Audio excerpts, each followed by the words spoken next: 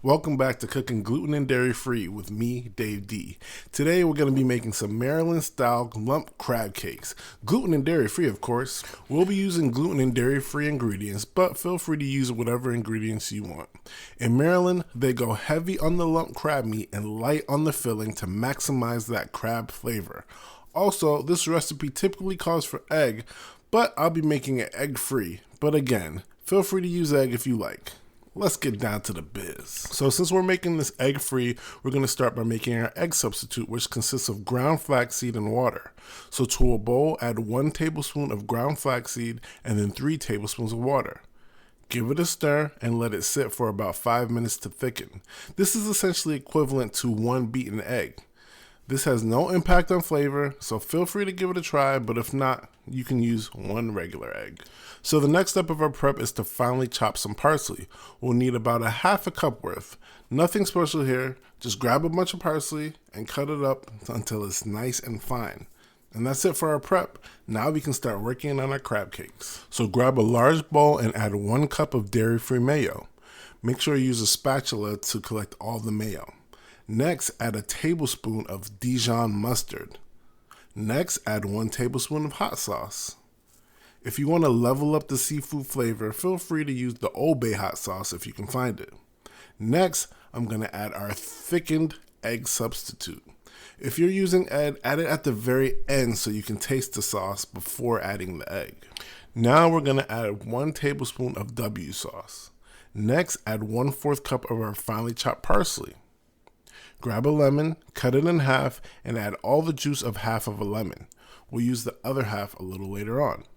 Next, add a 1/4 teaspoon of sugar to cut the acidity. And now, of course, this wouldn't be a Cooking with Dave D certified video without seasoning. So season with paprika, garlic powder, onion powder, Old Bay seasoning, and some Cajun seasoning. Stir it all together until it's homogeneous.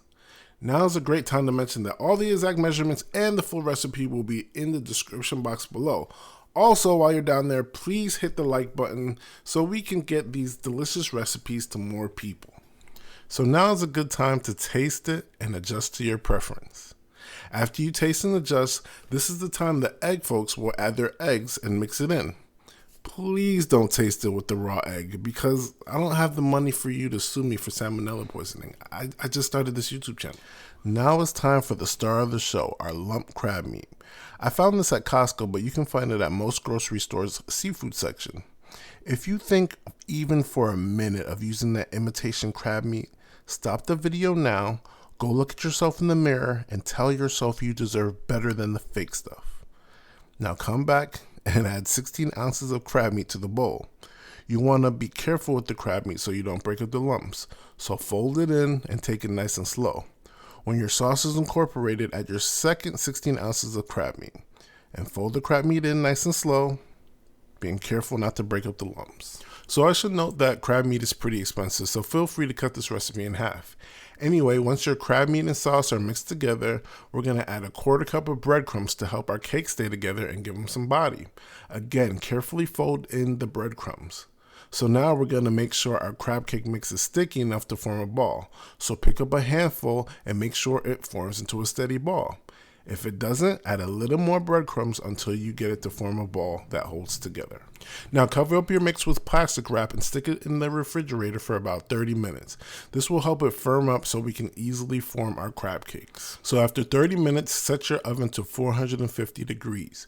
Put some foil on a baking sheet and spray it liberally with some cooking oil spray. This will help our crab cakes easily release from the foil. Now form your crab cake into a ball. You can do this in any size you desire. I'm actually making them in different sizes so you can see that this recipe works for anything. So you can make them small for parties or bigger for a meal. So form it into a tight ball and gently press it onto your pan. Once your balls are formed, give them a light dusting with paprika and Old Bay. Now throw them in the middle of the oven for about 15 minutes. So while they're in the oven, we're going to quickly work on some butter sauce. So put 2 tablespoons of dairy-free butter into a bowl and melt it down in the microwave. Once it's melted, grab the other half of your lemon and squeeze its juice into the butter. Next, season the butter with some Cajun seasoning, Old Bay, paprika, and a sprinkle of diced parsley. Stir it all together. So now that 15 minutes have passed, we're going to take our crab cakes out the oven and we're going to add our butter mix to the top of them and broil them for about 5 minutes so they get some nice color. So brush on the butter mix and then put the crab cakes back in the oven on broil, keeping an eye on them so they don't burn. And there you have it, folks. Maryland style crab cakes, gluten and dairy free, of course. Give this recipe a try and let me know what you think. Personally, I think it's better than most restaurants as they usually try to cheap out and use way too much breadcrumbs. Anyway, please show some love by hitting the like button and consider subscribing.